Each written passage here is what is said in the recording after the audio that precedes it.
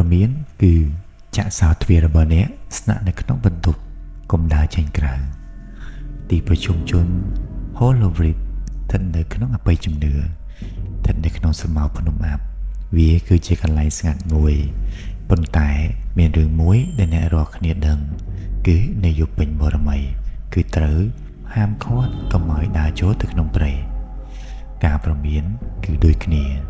ចាក់សោទ្វាររបស់អ្នកស្នាក់នៅក្នុងបន្ទប់កុំដើរចេញក្រៅអេលេណាដែលជាអ្នកថ្មីនៅក្នុងទីក្រុងបានចានចោលរឿងនេះថាជាទីក្រុងតូចមួយដែលមានភាពច្របូកច្របល់នៅពេលដែលព្រះច័ន្ទពេញវង្សបានមកដល់នាងងូទឹក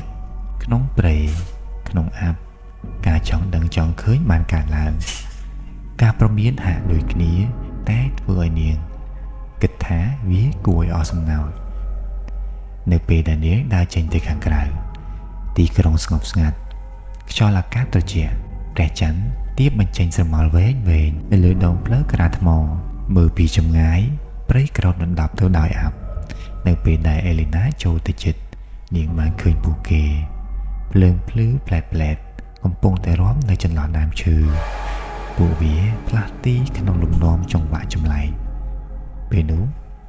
អារម្មណ៍របស់នាងបេះដូងរបស់នាងបានលូតញាប់ពេលដែលនាងឈានជើងចូលទៅក្នុងព្រៃការប្រមានបន្លឺឡើងនៅក្នុងចិត្តរបស់នាងបន្លឺនាំនាងទៅកាន់តែជ្រៅទៅដោយកាត់តាមដើមឈើដូចជាពន្លឺភ្លើងស្ងាត់ព្រៃកាន់តែងងឹតខ្យល់កាន់តែខ្លាំងកាន់តែត្រជាក់ប៉ុន្តែភ្លើងមិនដែលរលត់ឡើយហើយបន្តមកនាងក៏បានឮវាសំឡេងភ្លេងដ៏ទាបដែលបានធ្វើឡើងនៅក្នុងខ្យល់អេលីណាធ្វើតាមសំឡេងនោះនៅចំកណ្ដាលនៃការឈូសឆាយមានអាសនៈថ្មមួយដ៏ធំ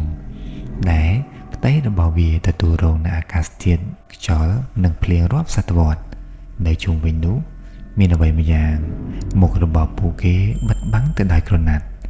សំឡេងរបស់ពួកគេបានចូលរួមក្នុងការច្រៀងដ៏គួរឲ្យព្រឺព្រួចជាសំឡេងដែលបន្លឺឡើងនៅក្នុងខ្យល់នៅពេលយប់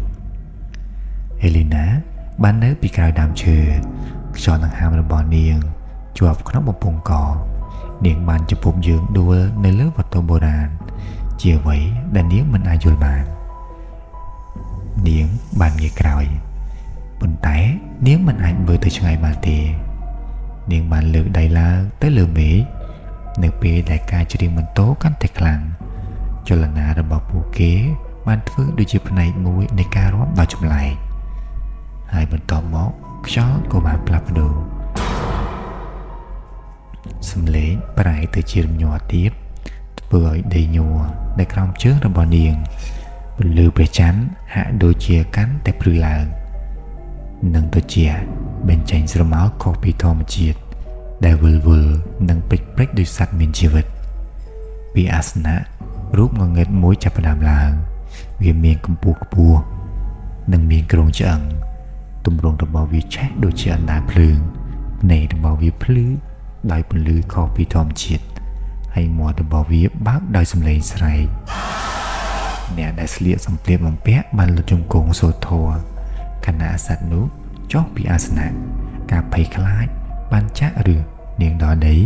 នៅពេលដែលសត្វនោះរើទៅជិតអវយវៈរបស់វាវែងខុសពីធម្មជាតិជំហានរបស់វានៅស្ងៀមការស្រែកនោះបានឈប់ភ្លាមអេលីណាសត្វនោះខ្សឹបសំឡេងរបស់វាទាបឈ្មោះរបស់នាងបានបន្លឺឡើងតាមរយៈការឈូសឆាយដើរលើខ្យល់ដូចជាការប្រមានបេះដូងរបស់នាងលូតញាប់ហើយក៏ចាប់ផ្ដើមរត់ព្រៃហាក់បីដូចជារស់រានមានជីវិតពេលនាងរត់ចេញដើមឈើរមួលនិងកោងហាក់ដូចជាព្យាយាមចាប់នាងពន្លឺភ្លើងដើរតាមនាងលេងនាំមុខនាងទៀតហើយតែកំពុងតែដេញតាមពន្លឺផ្លឹបផ្លែរបស់ពួកវាបានបញ្ចេញស្រមោលគួរឲ្យអស់សំណោចនិងគួរខ្លាចសំឡេងបានវិលមកវិញហើយឮខ្លាំងជាងមុនស្ទើរតែថ្លង់លងដង្ហើមដល់ក្រៀមក្រំរបស់នាងមិនបានឈប់ទេរហូតដល់នាងទម្លុះព្រៃដួលទៅលើផ្លូវក្រាកៅស៊ូពន្លឺនោះក៏បានបាត់អ្នកស្រុកបានប្រទះឃើញនាងនៅប្រមាណតបញ័រនិងស្លេកស្លាំងសម្លៀកបំពាក់របស់នាងរហែកហើយដៃរបស់នាងមានស្នាមប្រឡាក់ ពេលដែលនាងព្យាយាមពន្យល់ពីអ្វីដែលនាងបានឃើញគេបានត្រឹមតែងូក្បាល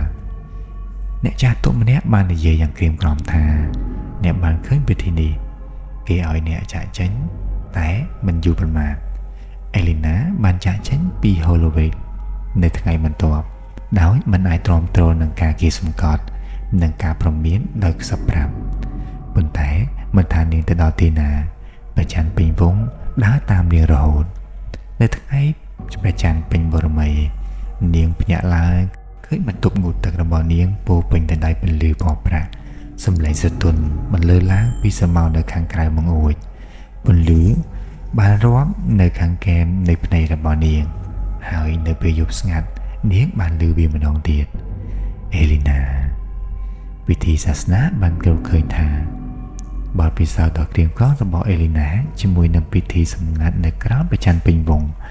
គឺជាការរំលឹកដល់អាថ៌កំបាំងមួយត្រូវបានទុកចោល